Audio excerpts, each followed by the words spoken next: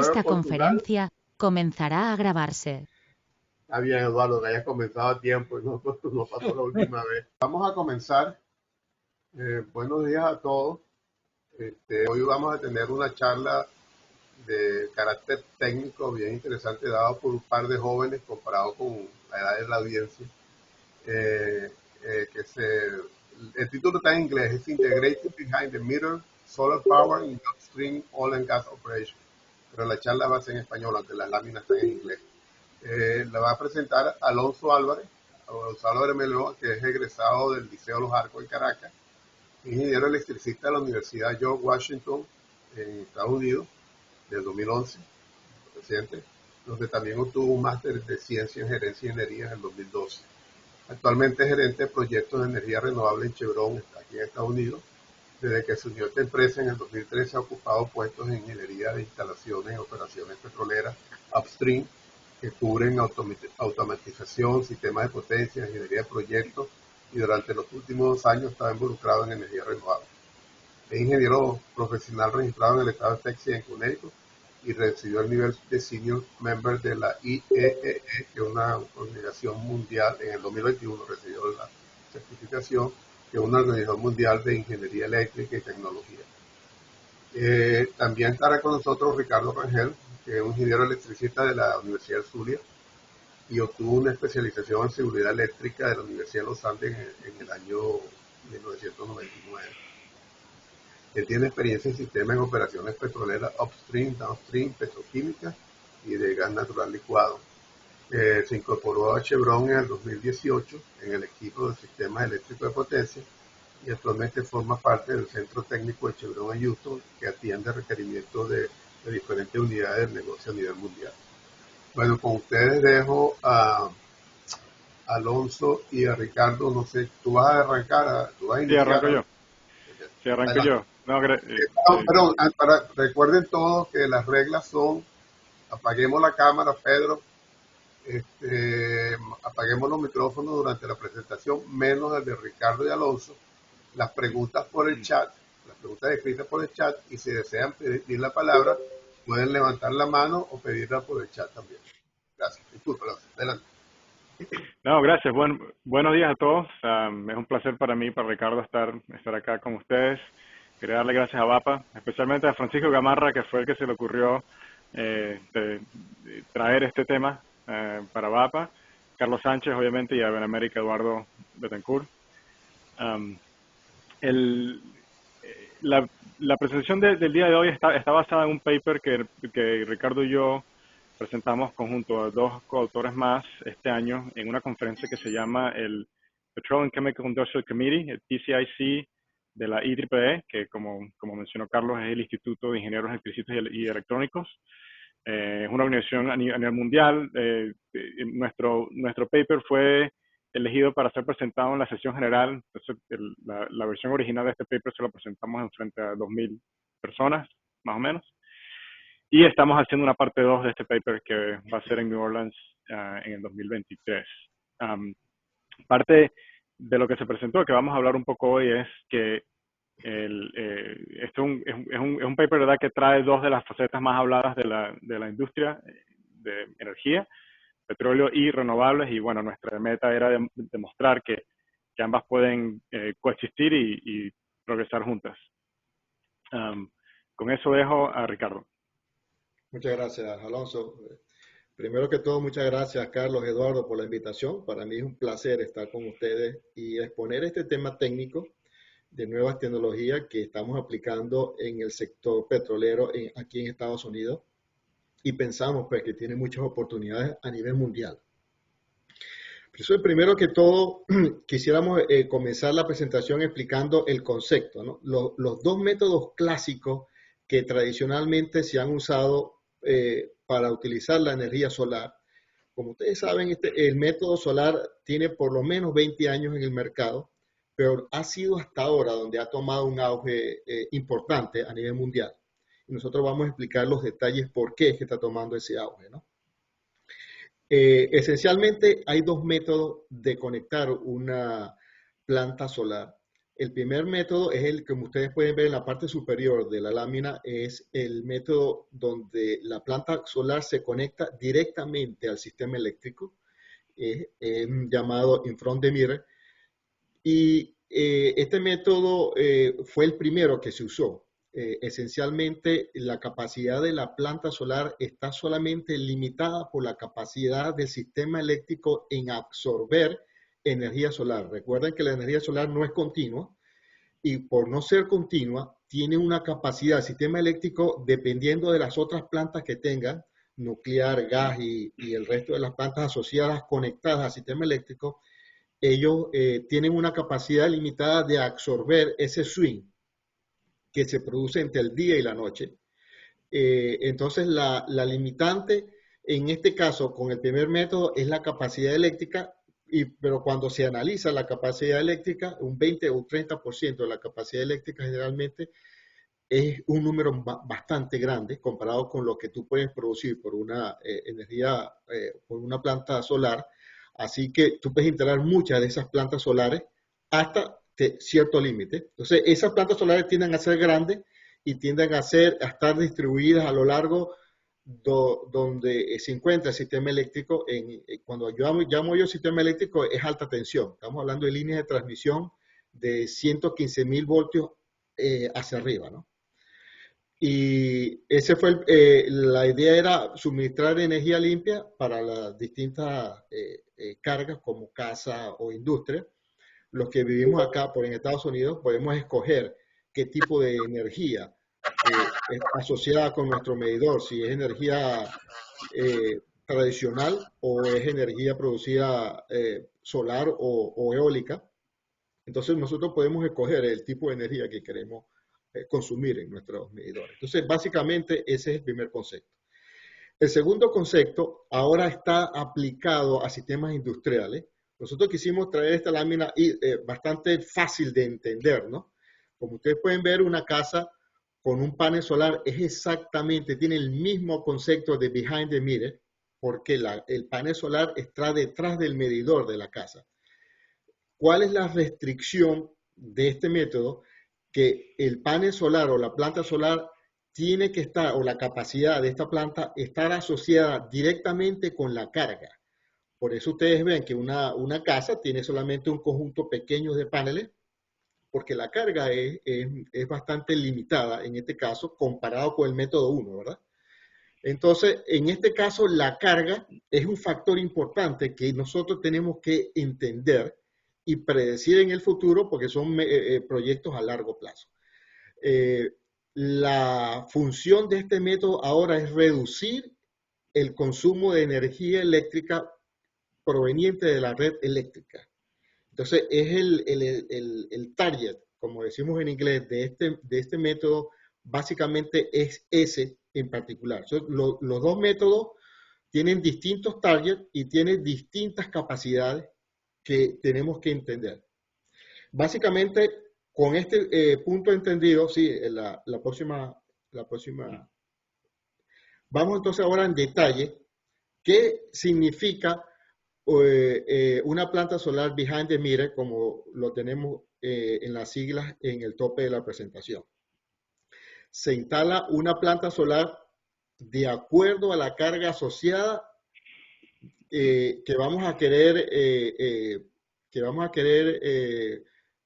absorber de acuerdo a la capacidad de la compañía operadora, ¿verdad? Esta energía se produce en corriente directa y en baja tensión.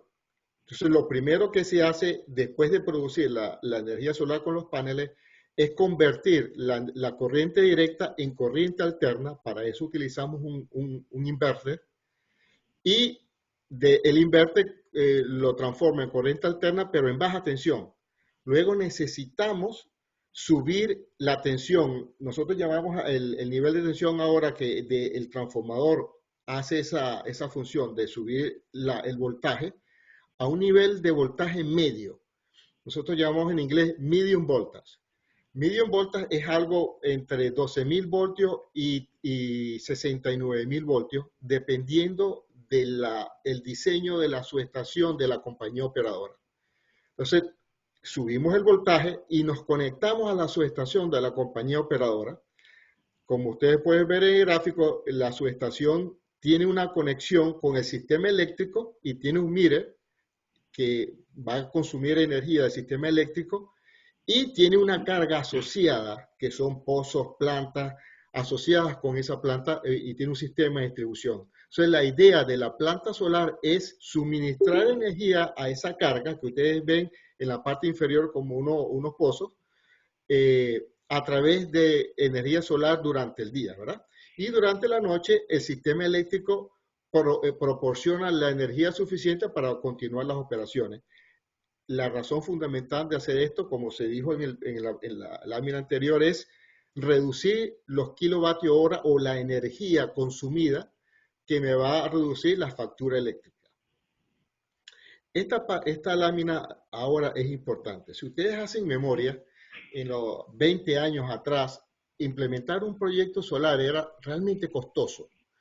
Y implementar un proyecto para disminuir las emisiones generalmente tenían pérdidas. Era un proyecto con un net present value negativo y las compañías las hacían era como por mostrar algo, un proyecto piloto.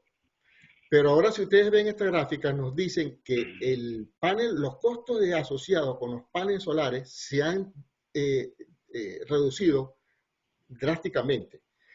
Adicionalmente, los paneles solares, la tecnología, se ha hecho los paneles solares más eficientes, más compactos y a un menor costo. El otro elemento que ha reducido el costo es el inversor. O sea, con los dos de estos factores, la reducción de costo de los paneles solares que se hacen ahora más pequeños, más compactos, más eficientes, producen más energía eléctrica, con la reducción de costo del inversor, hace que los proyectos solares ahora sean atractivos. Ahora, implementar un proyecto solar que reduzca emisiones va a tener las dos ventajas. La primera ventaja es que vamos a producir energía eléctrica libre de CO2 o libre de emisiones de CO2. Y segundo, vamos a generar capital. Es decir, que estos proyectos son ahora económicamente rentables y por eso es que ustedes están viendo ahora que a nivel mundial está surgiendo el auge, ¿no?, de plantas solares o distintas plantas de energía renovable, porque ahora los costos asociados con la instalación de estas plantas han reducido de tal manera que estas plantas son generalmente generan una utilidad y son un punto de inversión para cualquier área donde tenga un punto grande de consumo de energía eléctrica. En esta lámina ahora vamos a hablar de los tres factores fundamentales que hay que tener para diseñar una planta solar detrás del medidor, que es el concepto que estamos implementando en la compañía donde yo trabajo, en Chevron, y muchas otras compañías están implementando este método. El primer método es el Power Demand, es el forecasting. Nosotros para seleccionar el área donde se va a instalar el área, en la planta solar, primero analizamos cuál es la carga asociada con esa subestación que teníamos, ¿no? Hicimos un análisis del pasado, lo más lejos que podemos ver, 4 o 5 años, cómo la carga ha venido incrementando, porque dentro del proceso nosotros estamos electrificando.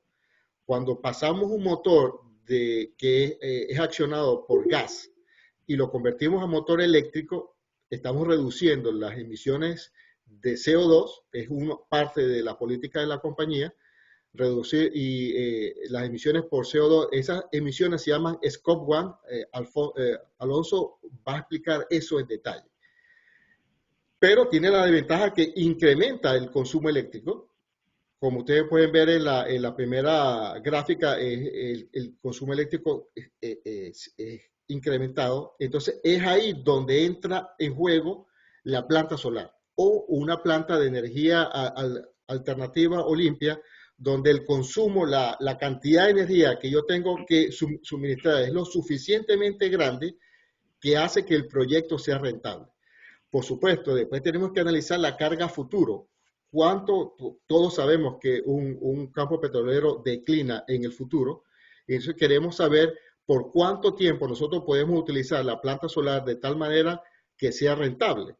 Y se hacen cálculos a futuro. Nosotros, en este caso, yo diseñé un método de proyección de carga futuro y le hacemos seguimiento todos los años, y el error que hemos conseguido es menos del 10%. Hemos conseguido cuando evaluamos el año anterior respecto al año corriente, hemos conseguido áreas con un error de carga pico menor del 1% con el método que se diseñó.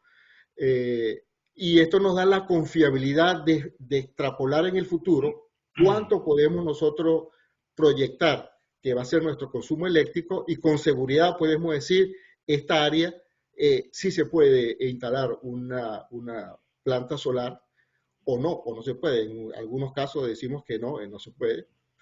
También nosotros, el método de forecasting nos va a servir para saber si nuestro pico de demanda es en 5 o 10 años, podemos inicialmente exportar energía eléctrica al sistema eléctrico porque vamos a producir más de lo que consumimos. Y este método del forecasting te va a decir hasta qué punto, cuántos años tú vas a exportar energía al sistema eléctrico, y esto nos permite realmente diseñar el contrato de conexión con la utility. Esto nos abre el paso al segundo paso, que es la parte de interconexión de la utility. Con la parte de interconexión de la utility tenemos que saber, primeramente, físicamente, cómo nos vamos a conectar a la subestación, y segundamente, cómo va a ser el contrato. Si el contrato nos va a permitir exportar energía, o en algunos casos, algunas utilities aquí en Estados Unidos nos dice, usted no puede exportar. Entonces quiere decir que la capacidad, el tamaño de la planta solar tiene que ser limitada exclusivamente a nuestra carga asociada con la compañía operadora. Este es el segundo punto. Y el tercer punto interesante que se debe tomar en cuenta para instalar una planta solar es el espacio requerido. Como todos sabemos, una planta solar requiere paneles, y estos paneles requieren espacio. Es decir, que esta solución no es aplicable a cualquier industria. Nosotros, por ejemplo, hemos querido en California implementarlo con éxito en California, en parte en las 2 refinerías más grandes que tiene Chevron en California, pero la limitación de espacio, las refinerías están sitiadas por casas y urbanismo alrededor que no nos permite un área suficiente como para generar una cantidad apreciable de energía solar. Siempre estamos limitados por el espacio. Entonces el espacio realmente es otro factor importante que se debe tomar en cuenta cuando se está haciendo el diseño de una planta solar. Bueno, con esto termina mi sección. Ahora Alonso les continuará la presentación. Gracias, Ricardo. Sí, una vez que ya tenemos caracterizado el pronóstico de cargas, tenemos ubicado o ya un acuerdo comenzado con la red eléctrica, y ya tenemos identificado un sitio donde vamos a conectar la planta, y hemos verificado que hay espacio disponible. Se arrancan una serie de estudios de factibilidad que nos permiten, digamos, dar el próximo paso, ¿no? En estos estudios se evalúa, se hace un diseño preliminar, ¿verdad? Donde, digamos, si viene siendo solar, se ponen un número tentativo de inversores, se eligen unos paneles, se hace un modelo, se corren varias simulaciones, y se hace un layout preliminar, ¿no? Esto al principio se hace desde la oficina, pues se hace lo que se llama un desktop study. Este es el momento correcto también para evaluar si vamos a perseguir, por ejemplo, energía eólica o solar, y este es el momento en el que usualmente se decide, porque uno, para los acuerdos de la red eléctrica hay que informarlos, pero también ya esta es la época donde se comienza a hacer un poco de la preingeniería, ¿no? Un detalle interesante de eólica versus solar es que especialmente para estudios de factibilidad, la irradiación solar en el mundo está muy bien caracterizada por el número de satélites que tenemos rodando, y hay unas bases de datos públicas que hace bastante fácil predecir la irradiación solar. En términos de las corrientes de viento son diferentes. Usualmente para uno fondear un proyecto eólico se necesita por lo menos un año de colección de viento al nivel de las turbinas. Es decir, hay que poner torres de 100, 120 metros y poner medidores cada 5 o 10 metros y caracterizar el viento por lo menos un año, porque las corrientes de viento cambian significativamente y obviamente el rendimiento de una planta eólica depende de la velocidad del viento. Um, aquí esta es la época también donde comienza a evaluarse, como Ricardo dijo, un poco los temas de la tierra. Ya con un layout se puede entender la cantidad de tierra, se pueden comenzar a hacer estudios ambientales. Y en el caso nuestro, que estábamos construyendo una planta solar en un campo petrolero, hay que verificar y negociar con los dueños de las tierras, de la superficie, de los leases de los minerales y de los dueños de los propios minerales, que son 3 sets de dueños que hay que lidiar. Y bueno, finalmente se hace mucha iteración, ¿no? O sea, se hace un layout, se hace acá, después se hace un poco para más allá, se agranda, se achica, se continúa iterando hasta que se consigue un diseño que es aceptable con todos los factores. Quería hablar un poco también sobre la rentabilidad de este tipo de plantas. Hay muchas formas de estructurar un negocio como este. En el caso de Chevron, nosotros teníamos un partner, ¿verdad? Teníamos un socio que invirtió el 50% del dinero en la planta y se hizo una compañía, digamos, operadora de la planta que tiene un acuerdo de venta de potencia o un acuerdo de compra de potencia entre esas dos compañías, que viene siendo nuestra unidad de negocio y esa compañía. Esa obviamente en este caso es la fuente de ingreso más grande, pero aún si no hubiese un socio, el ahorro viene en que el megavatio hora producido por la planta es significativamente menor costo que el que se puede adquirir de la red eléctrica. Luego, tienes que, si la planta se hace quizás un poquito más grande de lo que se necesita, se puede vender en el mercado mayorista. Esto generalmente se hace por varias otras razones, no solo por el mercado mayorista, que usualmente no te da el mejor precio, pero al hacer la planta un poco más grande, que lo voy a hablar en la próxima lámina, te permite reducir algunos costos de demanda. Esto también produce créditos renovables, o lo que llaman RECs, que pueden estar asociados con el megavatio hora o se pueden comercializar separadamente. Lo que hace una planta como esta en un campo petrolero es varias cosas. Uno, te reduce el costo operativo al reducirte el costo de electricidad. Estás atacando lo que llaman Scope 2 emissions, que son emisiones de gas de efecto invernadero indirectas. Es decir, las que son del primer alcance o Scope 1 es gas emitido directo por la compañía operadora, y las emisiones de segundo alcance vendrían siendo las emisiones de la potencia que se adquirió de la red. Es decir, entonces nosotros al no comprar energía de la red, sino que producimos energía nuestra, estamos desplazando energías de segundo alcance, ¿no? Las emisiones de segundo alcance. Y bueno, el último punto aquí es que obviamente fue rentable, ¿no? Para ambas compañías, ¿no? Para ambas entidades. Hablando un poquito más específico sobre Texas, para los que viven en Texas saben que la red eléctrica en Texas es independiente y se llama ERCOT. Ellos tienen diseñado un sistema para cargar a los diferentes consumidores lo que llaman un cargo de demanda, un demand charge. Todas las redes eléctricas hacen lo mismo, pero la red en Texas hace algo bastante peculiar, que es que ellos agarran los 4 meses de verano, consiguen en ese mes el promedio de 15 minutos más alto que tuvieron en ese mes y utilizan esos 4 promedios de 15 minutos de los 4 meses de invierno, de verano, para poner un cargo todo el año siguiente. Esto genera un incentivo para el consumidor de reducir las demandas, donde se puede predecir que viene un pico, ¿no? Los picos generalmente vienen en el día más caluroso de ese mes y llegan entre las 4 y 6 de la tarde. Lo que muestra el gráfico acá arriba es el rendimiento de la planta solar. Si la planta solar fuese eh, construida al límite de la demanda o de la carga, o si fuese construida un poco más grande, ¿no?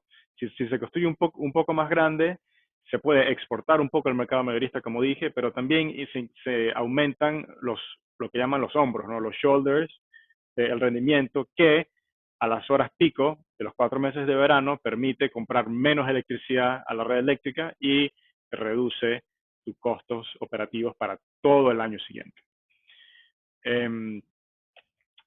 Quería concluir la presentación con 3 puntos para que todos los tengamos en cuenta. Uno, que es que poner plantas solares, eólicas o renovables en general, de lo que llamamos behind the meter, ¿verdad? Es una propuesta bastante efectiva para reducir costos operativos y para bajar la intensidad de la huella de carbono que tiene la operación. Lo segundo es que obviamente fue un proyecto rentable. No fue un ejercicio solo para reducir la huella de carbono, sino fue un ejercicio que tuvo rendimiento económico.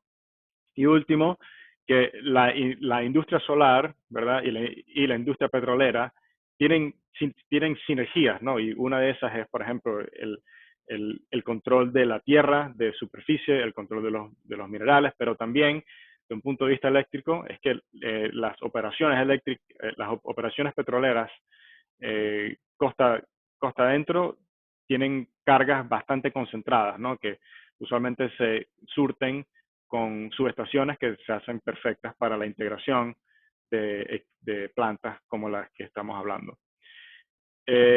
Sin más que decir, nos gustaría ver si tienen algunas preguntas y con un placer las responderemos. Bueno, miren, muchas gracias. La verdad es que la industria ha cambiado bastante, ¿no? Y yo creo que eso hay que tomarlo en consideración, especialmente en el caso de Venezuela, en los momentos en que podamos hacer una recuperación de la industria y tengamos entonces que tomar decisiones en esta parte.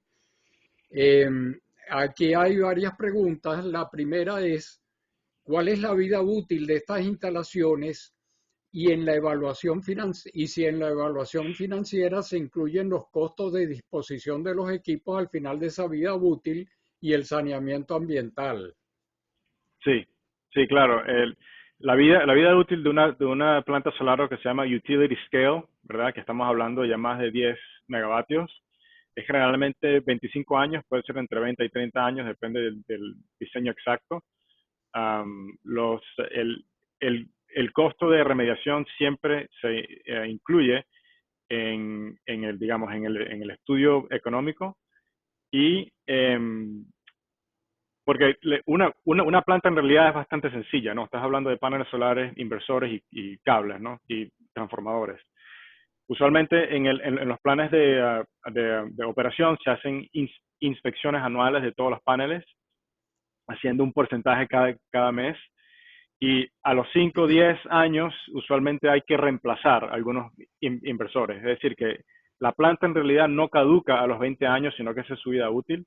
Pero cuando se llega a esos 20 años, se puede, digamos, reemplazar los números por lo menos un número de los inversores y los paneles para extender la vida, que puede ser hasta el doble. Entonces, pero en el caso nuestro, nosotros en realidad no estamos quizás pensando tanto así, porque nosotros tenemos, para hacer planes, planificamos 25 años, que es lo lógico. Okay. Una para complementar aquí un poco la respuesta. Las energías renovables tienen distintos costos de disposición final. Por ejemplo, las baterías tienen un costo alto de disposición final. Es un tema ahora que se está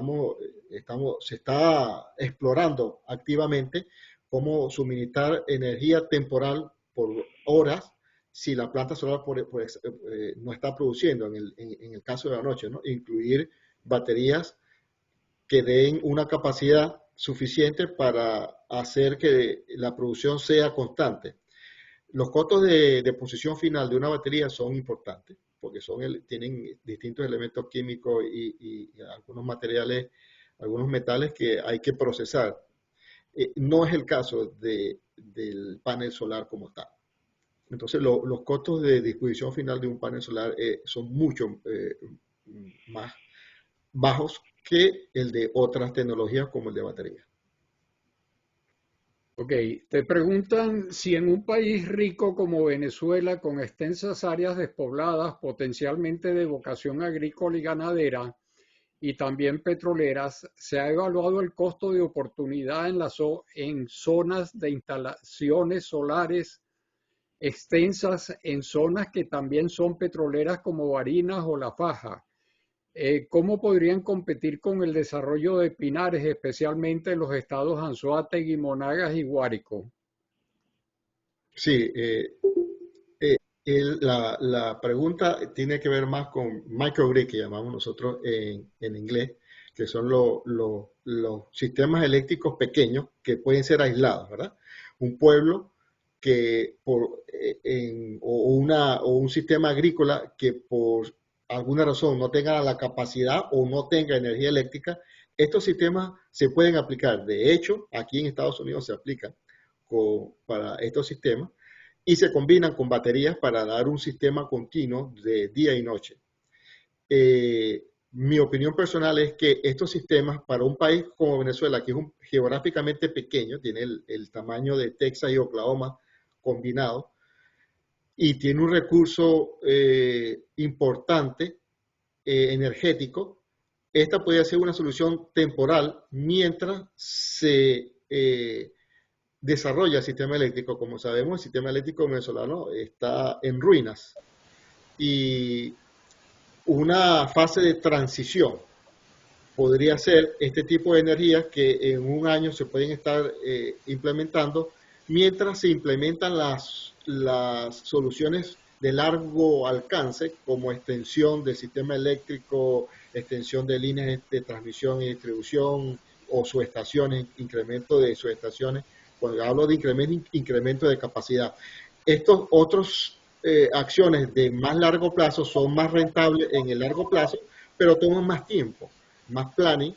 Estamos hablando ya entre 5 y 10 años. Entonces, cuando está la pregunta, hay alcance, pero un alcance transitorio es el que yo veo.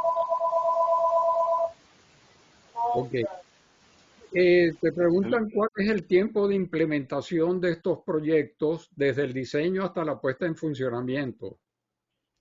Sí, en circunstancias normales, ¿verdad? Que el año pasado y los últimos 2 años no han sido circunstancias normales, por varias razones que puedo explicar.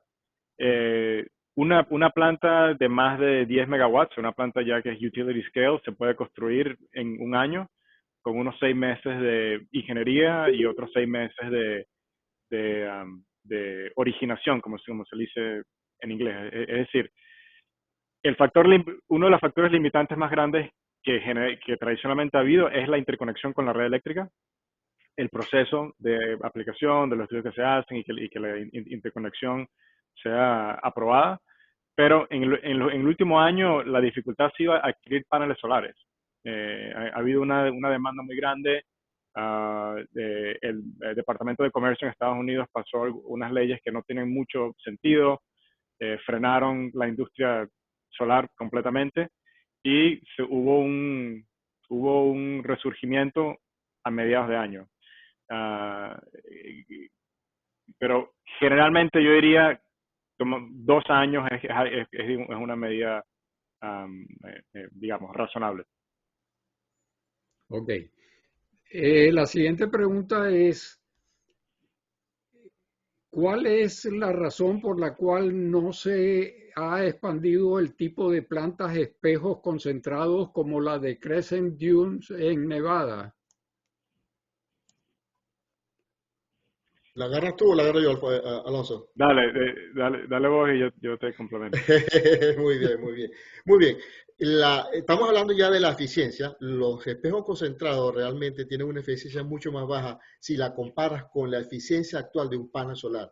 La tecnología del panel se ha desarrollado últimamente en los últimos tiempos.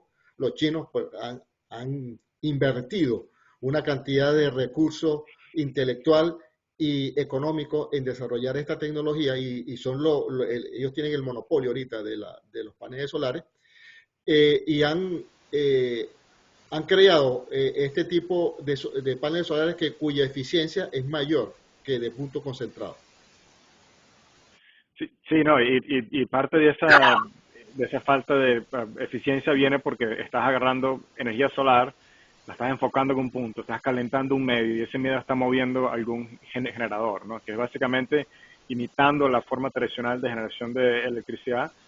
En cambio, cuando hablamos de energía fotovoltaica, estamos hablando de básicamente un LED invertido. Estamos hablando de que es un diodo que en vez de, cuando le pasas corriente, emite fotones, recibe fotones y emite corriente.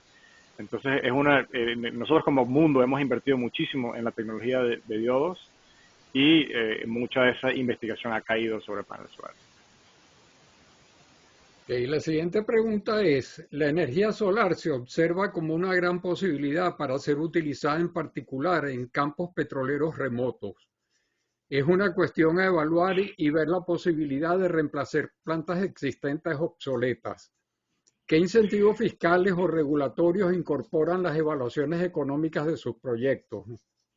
Creo que fueron dos preguntas, pero Sí. si quieres yo agarro No, la la primera. primera fue un comentario y en la segunda fue Yeah, la pregunta. claro.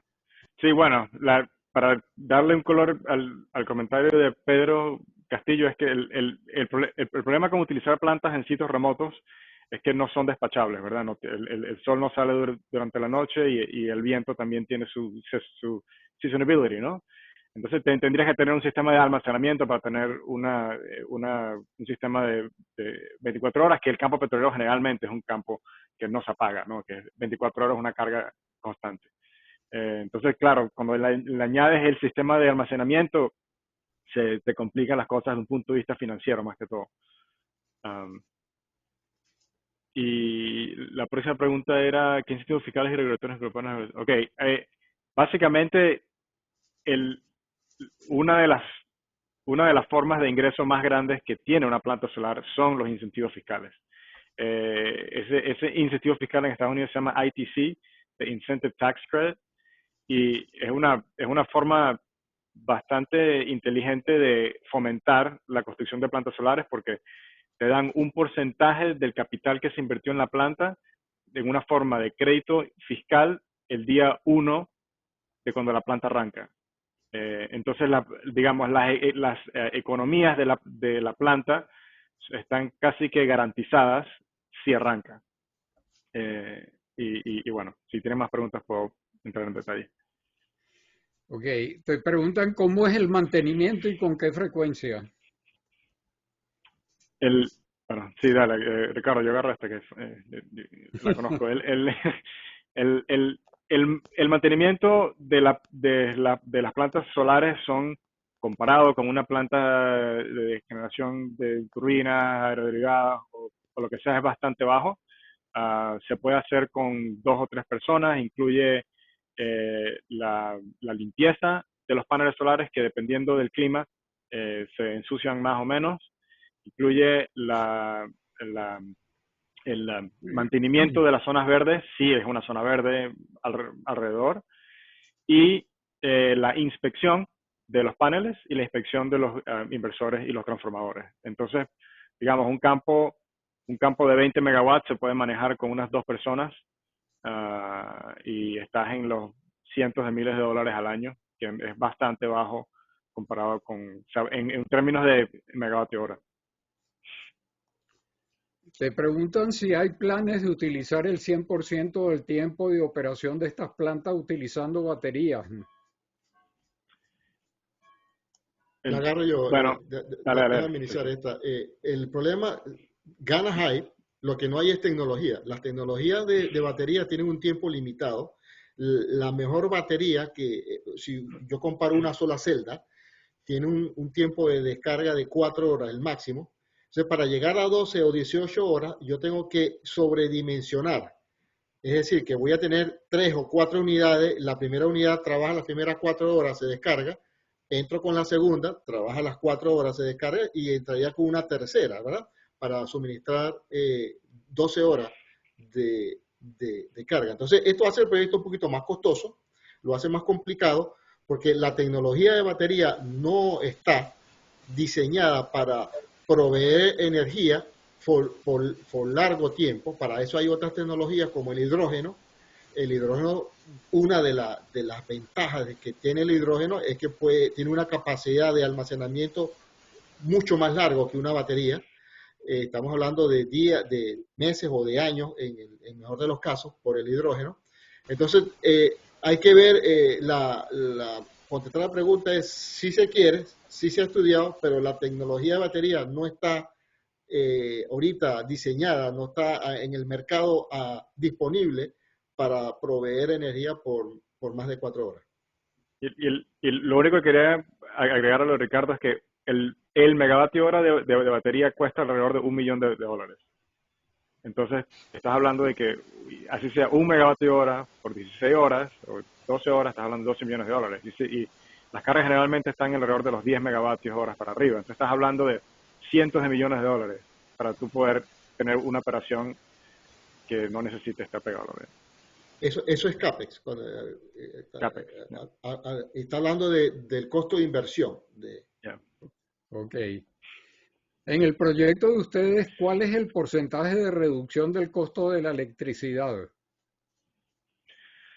Bueno, detalles de esos como no podemos, digamos, hablarlos con detalles, pero es significativo. Es bastante significativo en un mercado como el mercado de Texas que varía, ¿no? O sea, la diferencia por megavatio hora puede estar entre la decena a cientos de dólares. Sí. Vamos a hablar de números estándar o en porcentaje. Por ejemplo, hay que verlo por cada estado. California, por ejemplo, tiene un costo de energía que es alrededor de 5 veces más grande que el de Texas. New Mexico y Colorado tienen un costo de energía asociado con la electricidad entre 1 y 2 veces más grande que el de Texas. Estos proyectos que hemos implementado, se han implementado en Texas, es decir, que son rentables con el costo de energía eléctrico más bajo que hay en Estados Unidos, que es el de Texas. Es decir, que si yo lo agarro y lo pongo en otro estado, me dan los permisos para instalarlo en otro estado o en otro país donde el costo de energía sea más costoso, va a ser más rentable el proyecto. Ok. Te dicen, no es un secreto que en ciertos países de América Latina, como Colombia, por ejemplo, están en el boom de las energías renovables. Sin embargo, en la lista de multinacionales que desarrollarán complejos fotovoltaicos a gran escala en esos países son en su mayoría las europeas. ¿Por qué las compañías americanas no están participando? ¿Tienen ustedes planes en Latinoamérica? Bueno, nada de lo que digamos aquí representa lo que Chevron piensa, ¿no? Pero te puedo dar una opinión personal, que es que las compañías europeas están mucho más cómodas con rendimientos económicos menores, ¿no? O sea, una cosa de que son dos industrias diferentes con dos tasas de retorno diferentes. En la tasa renovable estás hablando de usualmente menos del 10% de retorno de capital, y como muchos en la llamada saben, el retorno de un campo petrolero puede estar en los cientos de por ciento. Entonces, no son... Una de las cosas que nosotros queríamos hacer con este paper era como que unir esas dos industrias, ¿verdad? Que es un poco lo que nuestra compañía está haciendo, pero en realidad no están compitiendo, ¿no? O sea, y Chevron, por ejemplo, sé que no ha anunciado planes de hacer una unidad de negocio donde se hace plantas para lo que decía Ricardo de in front of the meter, ¿no? Que ese es como para venderlas como, vender la potencia como negocio. Sí, yo quisiera ampliar este es un punto, porque este es un punto que hemos estudiado con gran detalle. Los europeos no son más buenos que nosotros y decir, mira, vamos a poner esto allá porque nos conviene. No es así. Ellos tienen, por ejemplo, Alemania, Francia, tienen el problema de que dependen casi en su exclusividad de la energía rusa y ellos se han venido forzados en crear estos equipos como inversor. Muchos de ellos son creados en Alemania, muchos de ellos son creados en Francia. Y entonces ellos tienen la producción de esos equipos. Es decir, que cuando yo los instalo, se beneficia el país, ¿verdad? Por la exportación de esos otros equipos asociados con una planta solar. Entonces, por eso es que ellos lo hacen de esa manera, porque realmente están exportando componentes de la planta solar, básicamente. Es uno de los incentivos que ellos tienen. La siguiente pregunta es, ¿hay desarrollos importantes en el uso de concentradores solares para generar vapor? ¿Esta tecnología no tendrá cabida en la generación de vapor en la faja petrolífera con superficies menores y la sustitución de hidrocarburos y emisiones de CO2? Bueno, Mire, yo puedo, bueno, dale. por supuesto, para emitir vapor hay cualquier cantidad de tecnología. Esta es una que se puede usar. El problema es cuál es la más eficiente, cuál es la más rentable desde el punto de vista económico, ¿verdad? Y el gas natural, por los últimos 30 a 40 años, ha tenido el privilegio de producir vapor con una cantidad baja en costo. Cuando vamos a sustituir el gas natural por otras tecnologías, ya vienen otras tecnologías a competir. Una de ellas que ahorita está aflorando y va a competir mucho en la producción de vapor y energía eléctrica es el SMR, que es el Small Modular Reactor. Es un reactor nuclear que se diseñó esencialmente por la industria armada en Estados Unidos para proveer energía a los submarinos nucleares. Y ese concepto se ha querido extrapolar a sistemas industriales. La ventaja que tienen que en vez de un reactor nuclear, normalmente los reactores nucleares tienen un tamaño entre 500 megavatios a 1.2 gigavatios. Y esos, mientras más grandes son, tienen problemas de seguridad, tienen problemas de control más específicos. Estos reactores son mucho más pequeños y no tienen ese tipo de problemas, son más compactos, son en módulos y producen energía eléctrica y producen vapor hasta 3000 grados Fahrenheit. Entonces pueden ser realmente utilizados por procesos. Yo conozco una compañía donde yo trabajé, Dow Chemical, que ya firmó un contrato de entendimiento con una de las 3 compañías en este aspecto que se llama X-Energy. Y X-Energy es una de las compañías que provee este tipo o quiere proveer este tipo de soluciones que compiten para generar electricidad y vapor. Las dos se utilizan en procesos industriales y de refinería, y yo veo que esta podría tener una mejor eficiencia y bajo costo en el futuro que la energía solar. Okay. ¿Qué estudios deben hacerse para evaluar el impacto de la interconexión, tales como inyección de amoníaco o SSR? Sí, bueno, cada red o cada administrador de la red, sea California, Texas, etcétera, tiene unos requerimientos diferentes, pero lo mínimo usualmente es un flujo de carga, un análisis dinámico y también se hace un estudio reactivo, ¿no? O sea, digamos, la red eléctrica quiere determinar cuánta energía activa y reactiva puedes emitir. O sea, ellos usualmente te piden que los inversores puedan estar en .95 lead o lag, y hay algunos estudios que se pueden hacer suplementales, pero depende de lo que quiera, ¿no? Adicionalmente, se hace un estudio de facilidades o de instalaciones que determina si hay que hacer algún tipo de upgrade, ¿verdad? Que generalmente en Texas requieren que se haga lo que llaman un switching station, ¿verdad? Una estación en donde no hay transformación de voltaje, sino hay, digamos, se ponen lo que llaman un three-breaker ring bus para que es el setup que a ellos les gusta cuando tienen generación. Ok, ¿han considerado las baterías de estado sólido en aplicaciones petroleras? Yo no. No, la respuesta correcta, fácil es no. Hay muchos tipos de tecnología de baterías que están surgiendo, pero cuando hacemos el análisis económico, son costosas, son difíciles de manejar después de la vida útil y hacen que el proyecto pues incremente costo. Ok, te dicen, por lo que entendí, la energía solar solo es rentable cuando es complementaria. La respuesta corta es sí, ¿no? Naturalmente, si tuviésemos el sol las 24 horas, pues una energía despachable que pudiésemos contar, pero al no ser el caso, no es que no sea rentable, ¿verdad? Es que simplemente no puedes depender de ella completamente.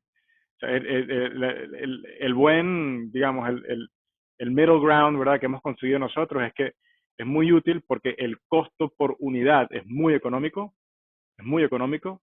Entonces, si tú ya tienes una fuente que te da 24 horas, digamos, como la red eléctrica, y reduces tu consumo al producir tu propia electricidad, estás entrando en que económicamente es muy bueno. Pero, o sea, digamos, la definición de rentable, no sé exactamente qué quiso decir Eddie, pero es, digamos, un sí o un no. ¿Yeah? No, esa pregunta tiene como nosotros decimos allá un truco a la pregunta. Eddie, para contestar tu pregunta, eso va a depender de la carga.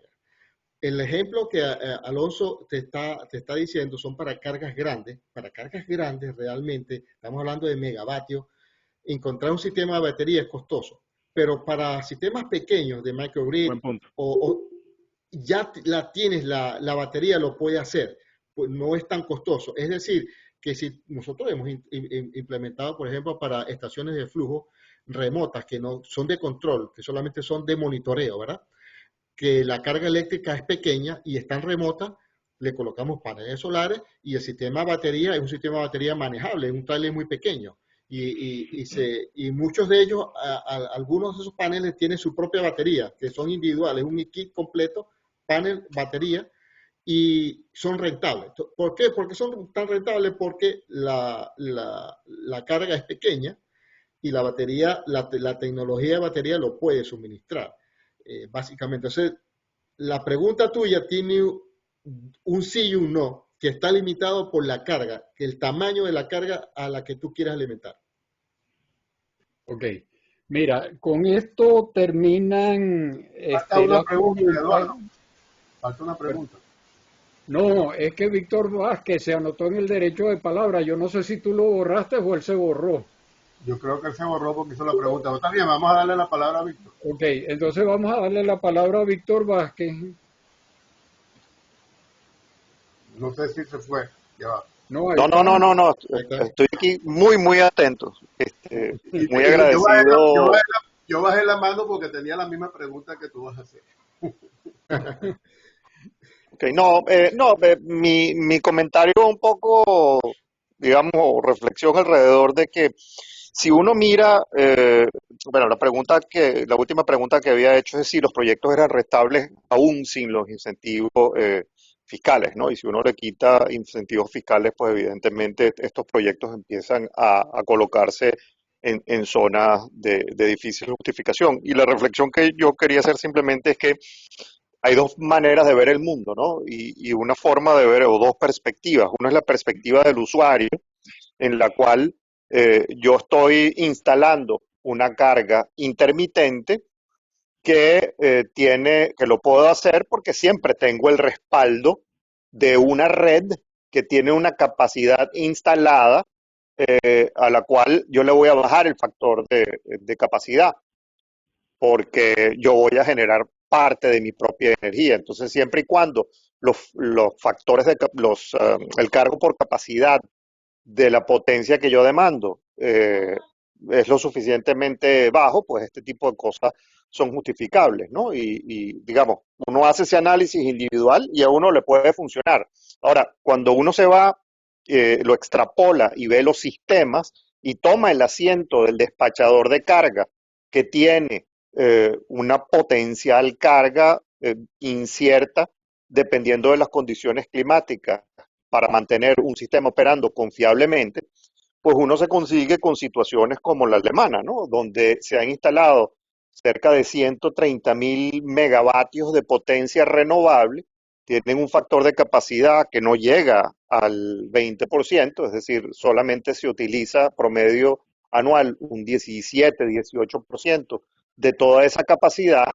Y si uno ve cuál es la teórica reserva de carga móvil que lleva ese sistema, estamos hablando, igual pasa en España, ¿no? De unos montos sencillamente desproporcionados. O sea, tenemos un CAPEX absolutamente gigantesco y al final del día lo que ocurre es que tienes un sistema que, salvo que tenga potencia térmica de respaldo por detrás, no es un sistema confiable. O sea, cualquier capacidad renovable que yo instale intermitente tiene que estar respaldada si el operador quiere tener un sistema confiable, por al final del día carga base, bien sea térmica o nuclear. A mí me parece que la venida de las nucleares. Entonces, a ver, un poco la angustia, la preocupación que a mí este tipo de cosas me generan es que se ha creado un poco la ilusión de que las renovables son la solución del problema y no hemos aprendido las lecciones, por ejemplo, de lo que ha ocurrido en Alemania y en muchos otros países, de que ese discurso político de que las renovables son la solución de todo, pues definitivamente en lo que nos han metido es un gravísimo problema desde el punto de vista de confiabilidad de los sistemas. No sé qué. Sí, no, voy a tocar dos temas de lo que dijiste. Y gracias, Víctor, por la pregunta. Uno, en tema de los incentivos fiscales, de nuevo, la respuesta corta es no, pero tampoco es una respuesta sencilla, ¿verdad? Porque eh, habría que comparar, digamos, los diferentes sistemas de un punto de vista apples to apples, ¿verdad? Que se hace difícil, ¿verdad? Porque, por ejemplo, la industria petrolera puede deducir de sus impuestos todos los costos de taladro si no pega un pozo, ¿verdad? Que como tú traduces un incentivo fiscal así a un incentivo de retorno de CAPEX en un proyecto renovable. Entonces, es un poco difícil.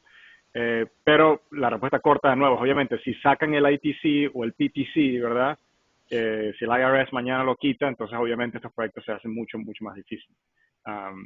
Ahora, para tu segunda pregunta, estamos hablando de problemas diferentes, ¿no? Un problema es cómo tú tienes un sistema confiable eléctrico para un estado, para un país, para lo que sea. Y nosotros aquí estamos hablando más de cómo reducimos la huella de carbono en un campo petrolero y bajamos los costos operativos, ¿verdad? Um, hay una organización que se llama The National Renewable Energy Lab, NRL, que hizo un estudio bastante interesante del nivel de penetración de energía renovable en el estado de California y cómo afectaba eso en el sistema, porque obviamente, como tú muy bien sabes, mientras más energía basada de inversores tú incluyes en una red eléctrica, tienes menos lo que llaman spinning reserve, ¿verdad? Tienes menos unidades girando, que al tú reducir el número de unidades con inercia en la red eléctrica, te estás poniendo uno en un problema de que tus protecciones pueden que no funcionen y te estás poniendo en riesgo de un blackout.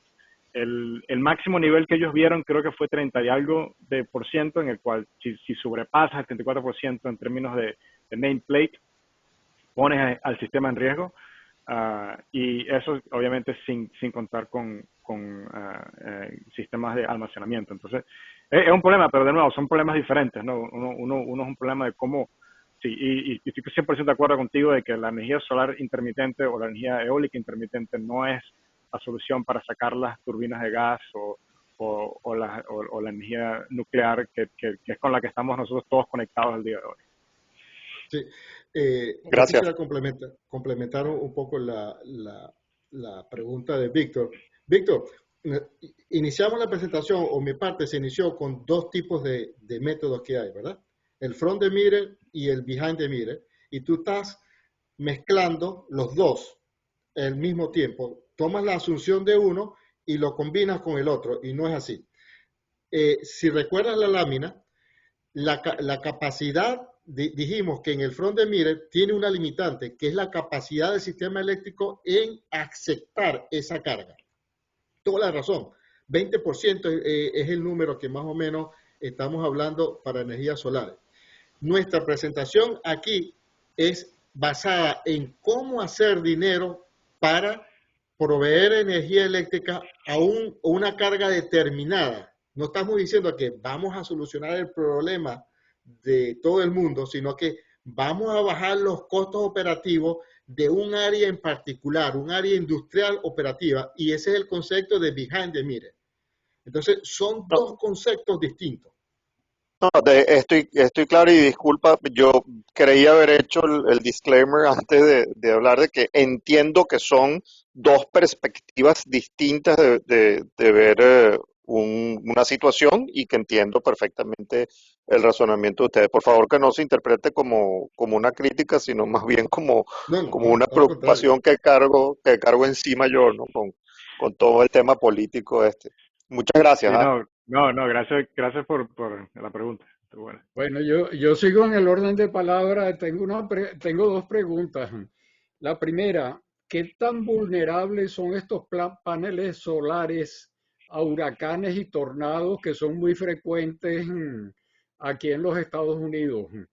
Y la segunda, ¿qué tanta dependencia está creando Estados Unidos en energías renovables con China? Porque uno habla de la dependencia de Europa con Rusia, pero Sí. si las cosas se agravan con Taiwán y las importaciones chinas son bloqueadas, ¿qué pasaría con los repuestos, el mantenimiento, los nuevos proyectos, etcétera? Ricardo, si quieres yo arranco Dale, yo eh, complemento, yo tengo parte de la respuesta. sí, eh, eh, tu segunda, voy a comenzar por tu segunda pregunta. La dependencia de la energía solar en China es absoluta, es muy grande. ¿Por qué? Porque China tiene básicamente un monopolio artificial de la producción y venta de paneles solares. Y, y lo digo así, digamos, tan fuerte porque el caso que yo estaba mencionando antes en la presentación de la demanda que hizo una compañía californiana al Departamento de Comercio de una ley de anti-circumventing de aranceles, ¿verdad? Generó que básicamente se frenara la industria solar en Estados Unidos por casi 4 meses, precisamente porque prácticamente todos los paneles que se instalan en Estados Unidos son chinos. Y la razón que son chinos es porque el gobierno chino subsidia la producción de esos paneles y también están muy interesados en controlar y invertir en esa tecnología. Entonces, los paneles que son construidos o digamos, parcialmente o completamente hechos fuera de China son extremadamente costosos. Entonces, cuando un proyecto, digamos, por ejemplo, cuando se diseñó el ITC, ¿verdad? Que es un incentivo fiscal grandísimo, ellos pudieron haber hecho algo similar para que fuesen paneles americanos, ¿no? Pero al ellos incentivar el proyecto va a conseguir el panel más económico que tiene las especificaciones técnicas necesarias. Y hoy día son paneles chinos o son paneles en Malasia controlados por chinos o son paneles en cualquier otro país en Asia que está controlado por los chinos igual. Y tu primera pregunta era, perdón, se me olvidó tu primera pregunta. ¿Qué tan vulnerables son estas Ah, instalaciones de paneles ya. a huracanes y tornados? La ingeniería de estructura y civil es seria cuando se diseña esto, y se pueden diseñar plantas que están en zonas de categoría 4. Lo que se diseña es la estructura que aguanta el panel. Se diseña para cierto tipo de viento. Usualmente las columnas que están en los extremos son más fuertes, tienen un diseño un poco más robusto, y las del centro tienen un poco menos, pero básicamente no estamos limitados por el área o por el viento. Es simplemente una cuestión de diseño. Algunas consideraciones que sí se deben tener es, uno, si es un área donde cae hielo, el hielo puede romper paneles dependiendo, o sea, está hablando si lo haces en Calgary, Canadá, etcétera, cosas así. Hay que tener consideraciones, se pueden hacer especificaciones de los paneles un poco diferentes, y también la altura del panel tiene que diseñarse un poco, porque hay muchas veces que se instalan este tipo de plantas en zonas que se inundan. Entonces, obviamente, hay que diseñar la altura del pile. Pero, Ricardo. Sí, voy a complementar un poquito. Quizás la foto que usamos nosotros para poner un panel solar fue una foto vieja. Si ustedes ven la presentación, el panel está sobre una estructura elevada, ¿no? Ese sistema ya no se usa, es muy costoso. Si el panel se usa generalmente, lo que estamos instalando nosotros es casi a nivel del piso. Es decir, que no está afectado, como dice Alonso, ¿no? El diseño no está afectado por el viento, sí puede estar afectado por hielo. Entonces, creemos que por viento no es mucha la afectación, por hielo sí puede ser la afectación, o por inundación, como lo discutió, lo explicó Alonso. La segunda,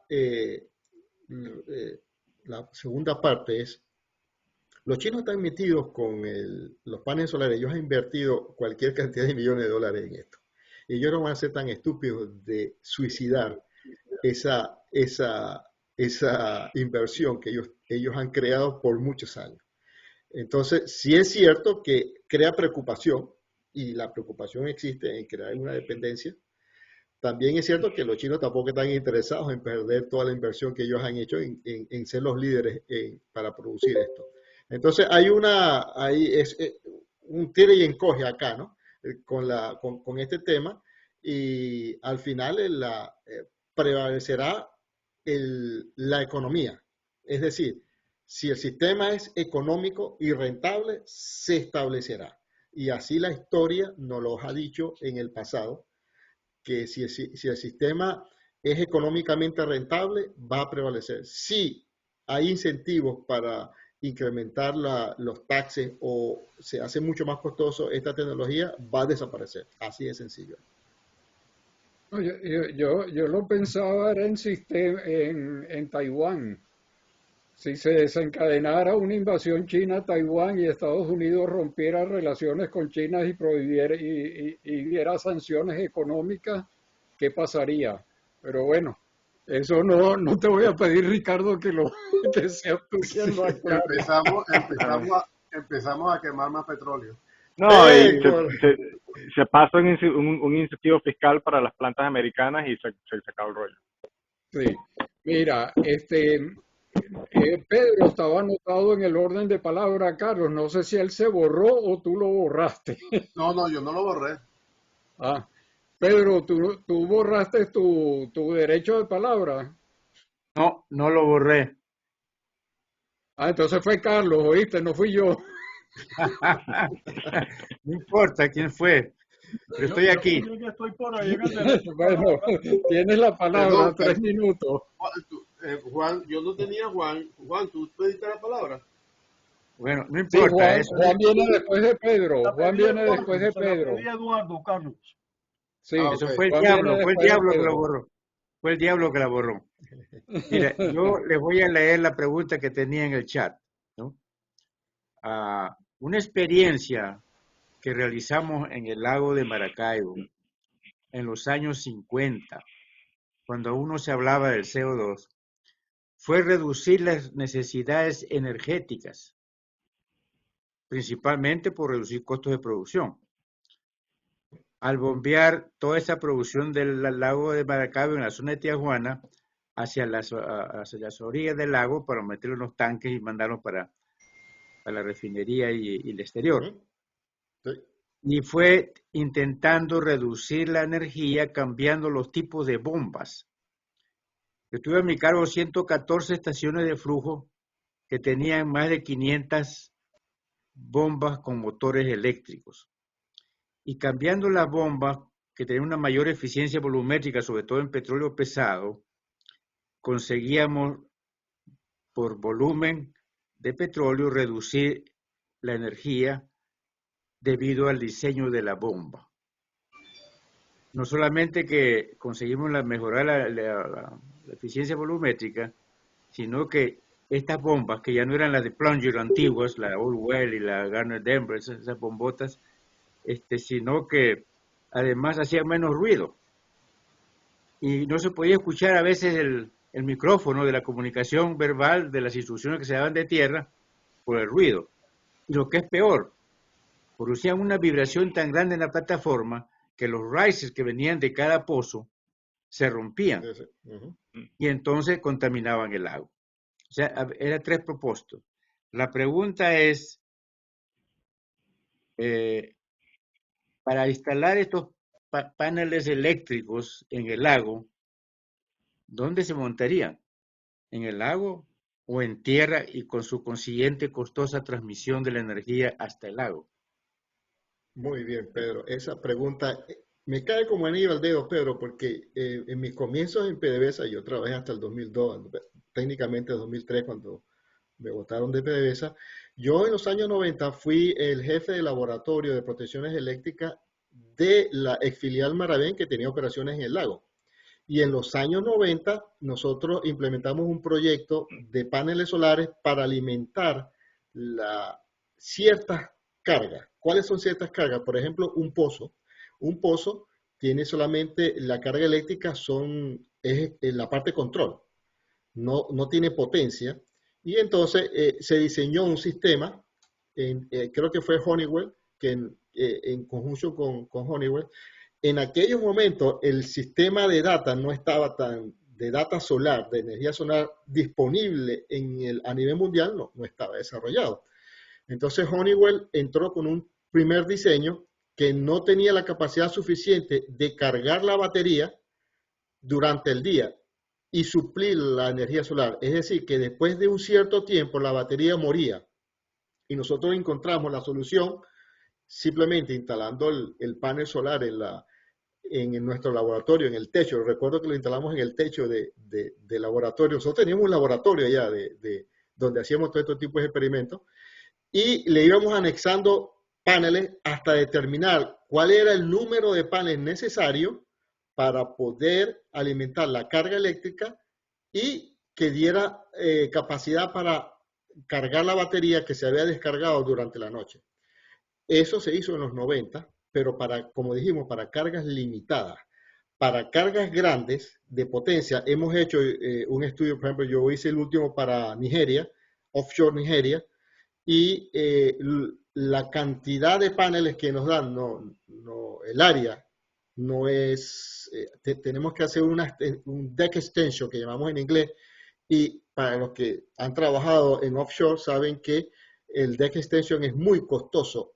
Es mejor hacerlo donde tienes la disponibilidad de la tierra. Por eso, en estos tres puntos que explicamos, la de carga, demanda, la interconexión y el espacio disponible, son los tres puntos fundamentales. En algunos casos no va a ser posible instalar energía solar offshore, es muy difícil si tienes potencia. Pero si lo que quieres alimentar es un pozo, donde solamente tienes control y telemetría, lo puedes hacer. Y de hecho lo hicimos en los 90 cuando era Maravén y después fue PDVSA. Bueno, perdona, yo recuerdo que alrededor de los 90, cuando me tocó ya después de formar mi compañía consultora el año 1973, visitar las instalaciones, no solamente las de gas, sino las de producción también en el lago de Maracaibo, tanto en Lago Ben como en Maravén, y ya se montaron los mini panelitos. Eso, Pequeño. antes se tenía que ir hasta la estación, hasta el pozo, hacia la plataforma, a retirar los discos que medían el volumen de gas, Ujú. ¿verdad? Y traerlos a tierra, ¿no? Sí, sí. Para integrarlos y tal, ¿no? Pero ahora ya no, ahora se transmitía a tierra, ¿no? Y entonces ya los mini panelitos pues funcionaron. Pero pensando en lo que hablan ustedes, la pregunta todavía sigue, ¿no? ¿Sería menos costoso instalarlos en tierra y transmitir la energía hacia afuera? Pues lo único que hicimos en Lago para generar energía que no sea mantenimiento de presión fue las mini plantas que eran para levantar el gas, en vez de con gas lift, ¿no? Planta de gas lift. Era exclusivamente para levantar el petróleo, ¿no? En este caso, tamaños menores serían económicos o tendría que hacerse en tierra. Sí, en general, en tierra es donde son más factibles los paneles solares. Cuando ya estás hablando de importar desde tierra, transmitir desde tierra a offshore, cable, es otra tecnología, los costos son bastante grandes. El último cable que pregunté el precio hace un mes nos cuesta 1.6 millones de dólares instalado por kilómetro. Entonces, esto es un costo realmente importante cuando lo quieres transmitir, ¿verdad? Usar un cable submarino y eso no cuenta algunos retos que tiene el cable submarino, que tiene que, si pasa por áreas bajas, tienes que enterrarlo para prever que un barco o una embarcación lo Yeah. vaya a romper. Entonces, es muy costoso, pero.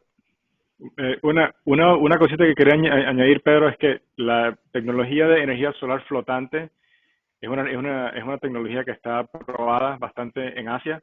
No se hace mucho en Estados Unidos, pero en situaciones donde hay ponds, ¿verdad? Digamos, que no es mar abierto, son bastante factibles también. Solo quería añadir eso. Sí. Gracias. Bueno, tiene la palabra el contaminador Juan Uric. Si yo fumara un tabaco como ese en mi casa me botan de inmediato, pero tiene la palabra. Tienes razón, a mí también me votarían. Lo que pasa es que aquí estoy solo ahorita. Bueno, mira, empiezo diciendo que esta es una conversación sobre energía solar entre petroleros y por lo tanto uno no se desprejuicia tan rápidamente de esos sesgos, ¿no? Y viéndolo en el sentido, pues, de las utilidades de todo esto, realmente quiero refrasear el tema de las baterías de estado sólido, porque me refería a las baterías de sales disueltas, que es toda una tecnología que desarrollaron en el MIT. El MIT favoreció a algunas de estas empresas. Hoy en día entiendo que estas baterías, la gran dificultad es que son sumamente pesadas, ¿no? Pesadas, weight, ¿no? Pero son ciertamente las baterías de sales disueltas ofrecen una alternativa a todo lo que pueden ser las baterías de litio y este tipo de cosas, ¿no? Y posiblemente esas baterías tienen un valor mayor a futuro, porque yo entiendo que inclusive estas empresas hoy en día ya han desarrollado han llevado estas tecnologías prácticamente a la escala industrial y rentable en California. Eso por una parte. Y por otra parte, bueno, quiero hacer un poco un comentario un tanto jocoso, pero a lo que se refería Alonso y tú, Ricardo, es porque este monopolio ficticio, sofístico de los chinos, puede parecerse perfectamente a aquello que en los años 50, cuando yo era muchacho, veíamos un carrito de hojalata hecho en Japón y decíamos, no, eso es made in Japan, ¿no? Bueno, muy posiblemente esos paneles solares chinos hoy en día, uno podría decir también por todo el manejo financiero que han hecho, que son made in China, ¿no? Porque, bueno, al final no van a resultar. Ese era mi comentario y te agradecería el comentario sobre estas baterías de sales disueltas, ¿cómo las ven ustedes? Por otra parte, está el tema de que a veces en estas cosas uno tiene que pensar, no sé, hay que hacer siempre los números, pero la combinación de cuestiones, porque los reflectores, los concentradores de energía solar, dado que pueden producir, generar vapor y a la vez generar electricidad, pueden ser también un complemento al proceso de carga de estas baterías de sales disueltas, ¿no? Entonces se trata de ese tipo de combinaciones que posiblemente tienen una mayor reducción de espacio en instalaciones petroleras a futuro. Gracias y magnífica presentación. Gracias, Pedro. Debo Gracias. decirte, Pedro, hice un training de batería hace 2 semanas, donde nos explicaron los distintos tecnologías de batería y sales disuelta no aparece. Tuve que buscar en mi computadora para ver si estaba la tecnología de sales disuelta y no. O sea, te admito mi desconocimiento al respecto porque no tengo información al respecto. Ok. Bueno, el Yo último creo que es un anotado en punto que derecho vale de la pena palabra, jorungarlo, ¿no? Sí. el último que está anotado en el derecho de palabra es Francisco. Con eso podemos cerrar. Bueno, Adelante, buenos días. Francisco. Buenos días. ¿Me copian? Sí, Sí, sí, sí. claro y fuerte. Mira, yo no tenía pensado intervenir, pero ya oyendo las preguntas, cómo se desenvolvieron, digo, coño, hay que hablar algo. Yo era muy bueno, era interesante y queríamos aprender, pero además de la presentación, todo el conocimiento, el potencial de lo que ustedes saben, se desarrolló a medida que fueron contestando, porque tengo un panel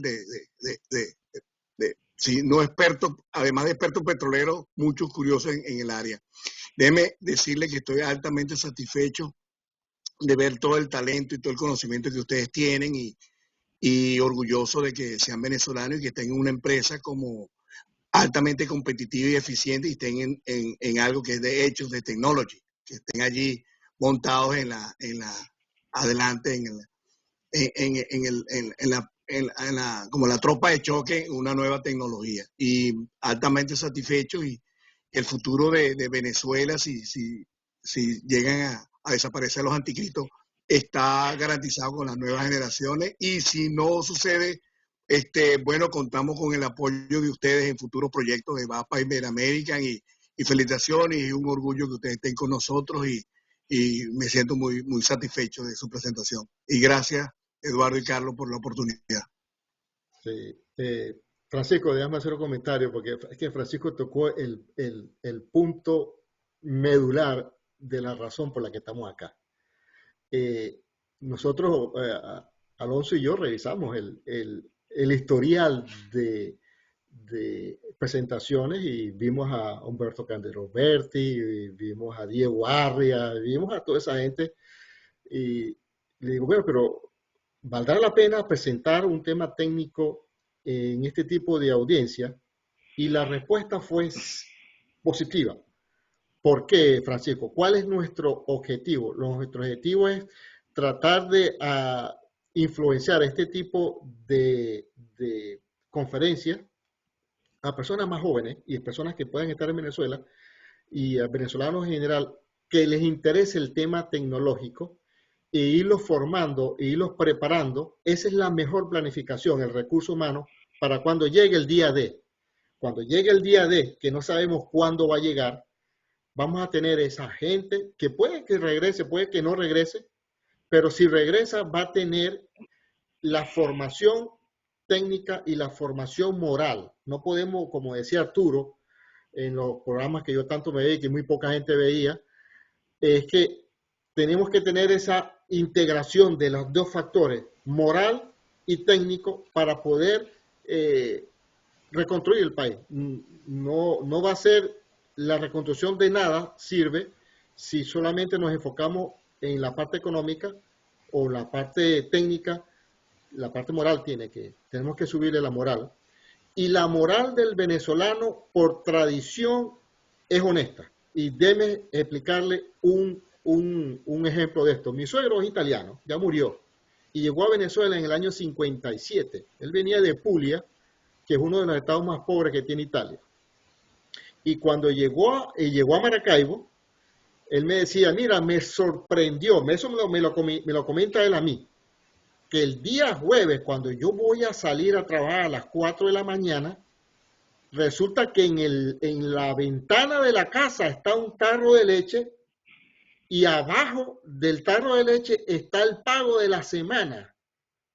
La ventana se cierra y deja el tarro de leche, el vacío, y el lechero llegaba, ponía el tarro nuevo, se cobraba y dejaba el vuelto ahí. Y él me decía, yo salía por el pasillo, por la calle, y veía aquel poco de dinero en la calle, y nadie se metía con eso. Nadie se atrevía a agarrar un tarro de leche y mucho menos a agarrar el dinero del pago del lechero que había ahí.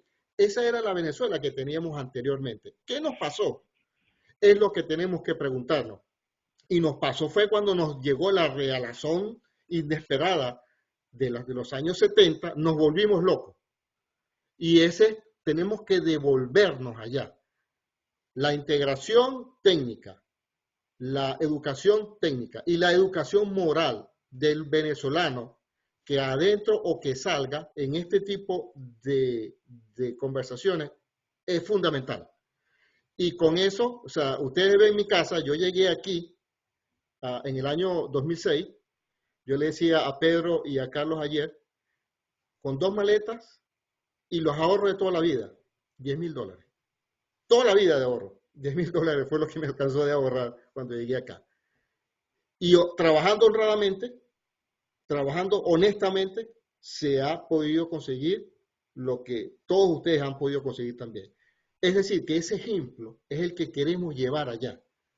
Lo puedes hacer, puedes vivir bien, puedes tener todo lo que tú quieras si te esfuerzas en obtener conocimiento y tienes unos valores morales sólidos, los combinas y vas para adelante. Entonces, ese es el mensaje finalmente, pero por eso estamos acá, para compartir con ustedes finalmente todos esos mensajes y ojalá, yo por lo menos tengo muchos temas técnicos, mucho más quisiera hablar de hidrógeno, quisiera hablar de carbon capture, yo estoy en los proyectos tecnológicos de punta de la compañía donde yo trabajo y yo soy el SMI en la parte eléctrica de todos esos proyectos de tecnología.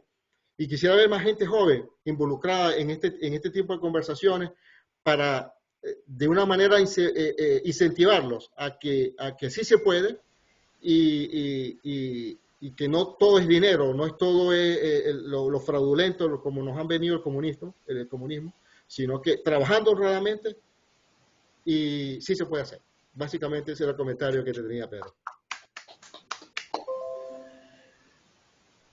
Muy bueno, Ricardo. Ayer tuvimos, yo le dije a Eduardo, el mejor ensayo que he tenido en los 134 webinars fue el de ayer con Ricardo y con Alonso. Porque además de la charla conversamos de estos temas que él ha planteado hoy en día. Creo que es un tema bien importante. Sin planificarlo,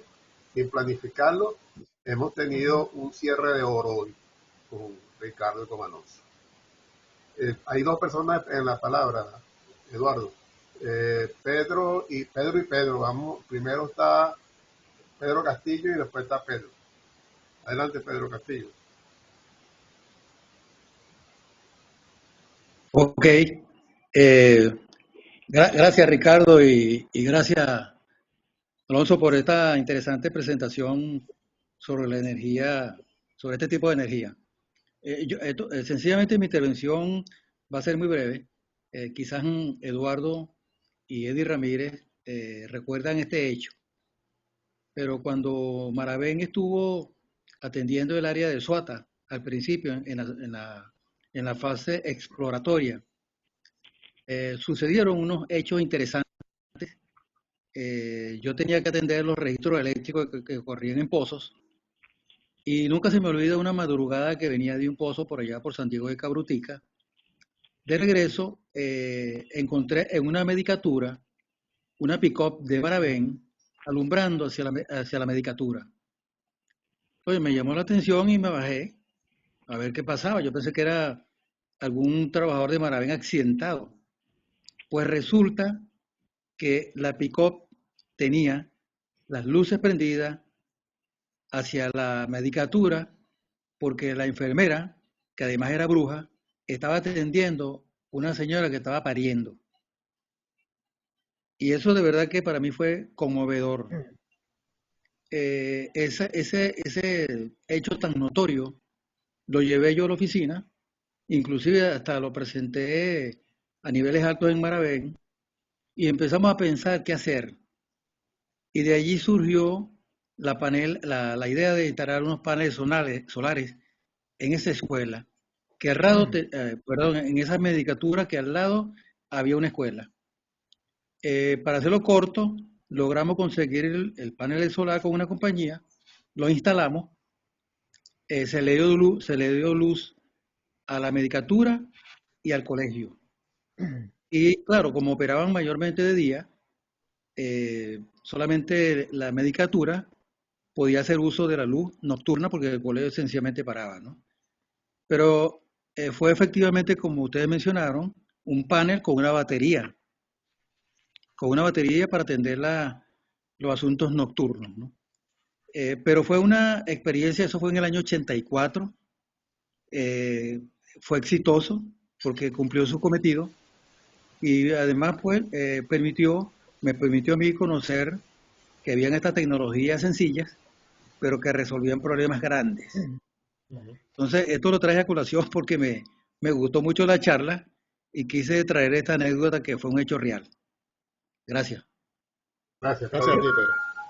Pedro. Bueno, Eso lo incorporé ya, Pedro, en el libro que estoy escribiendo sobre la responsabilidad social de la industria petrolera venezolana. Qué bueno.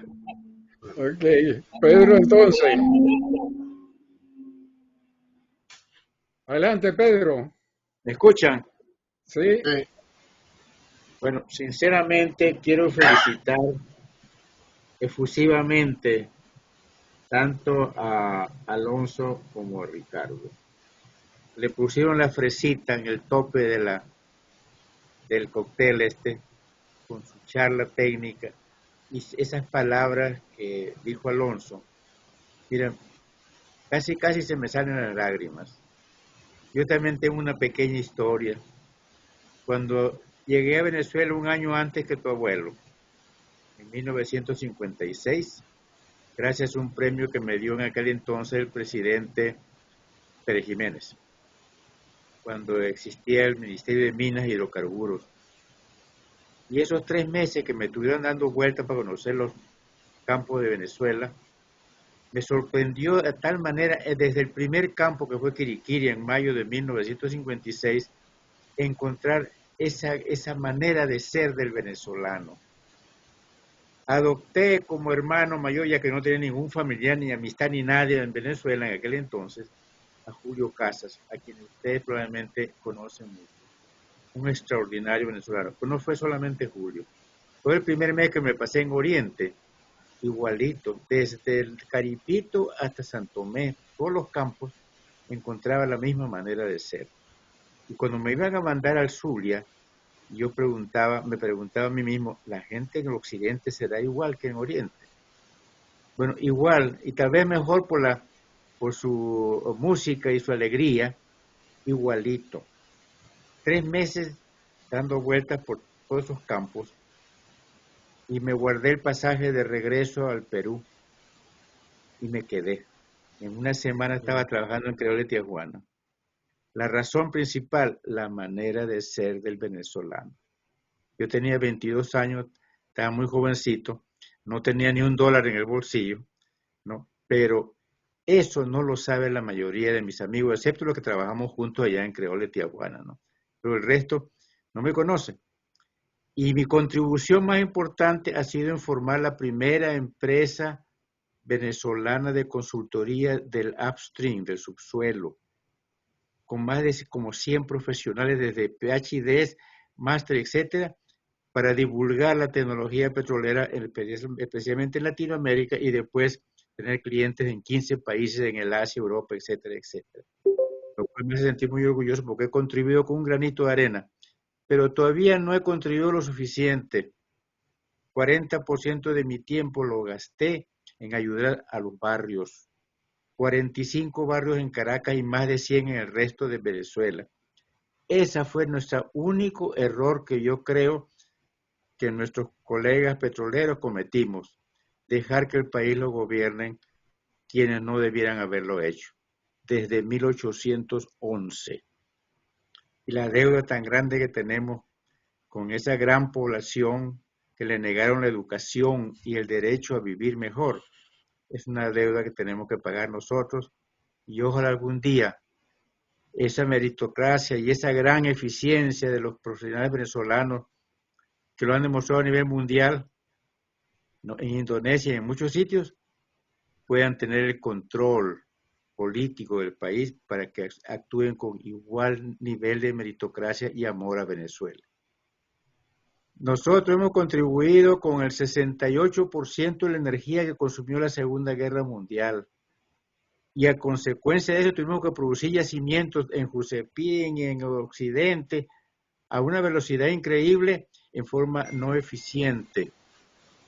Y esa deuda nos lo tienen internacionalmente los aliados.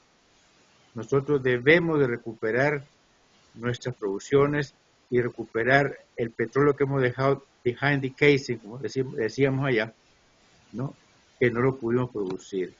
Gracias nuevamente tanto a Alonso como también a Ricardo. Ojalá que esas ideas se puedan cumplir, que los jóvenes puedan echar para adelante, como en el caso de Ricardo, y nosotros los viejitos pudiéramos contribuir con la experiencia que tenemos.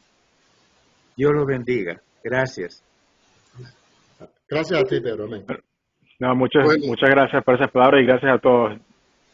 bueno, con estas palabras de Pedro, hay un mensaje, y tú lo dijiste, Ricardo, que es lo que siempre nos preocupa. Nosotros tenemos que cambiar la narrativa sobre Venezuela. O sea, Venezuela tiene que verse la parte positiva de los venezolanos. Y yo creo que hoy una charla técnica, muy técnica, de todas maneras surge ese sentir de todos nosotros. Aquí tenemos 3 generaciones. Está Alonso, está Ricardo y estamos nosotros. Y las 3 generaciones estamos en el mismo deseo de contribuir con un país que nos necesita. Gracias por la charla, Ricardo y Alonso, realmente se lo agradecemos. Como dije, es una charla de lujo para un cierre que no estaba planificada. Espero con esto cerramos las sesiones de este año. Reanudaremos a mediados de enero. Ya les anunciaremos cuáles son los temas que vamos a tener para enero. Les deseamos, Eduardo y yo les deseamos a todos que pasen unas felices Pascuas, felices Navidades, que disfruten, tomen el descanso que se requiere en esta época, mucha dedicación a la familia, y bueno, nos seguiremos viendo y nosotros seguimos en el trabajo de día a día. Y Francisco, perdóname que no te di las gracias, pero la charla de hoy es gracias a mi amigo Francisco.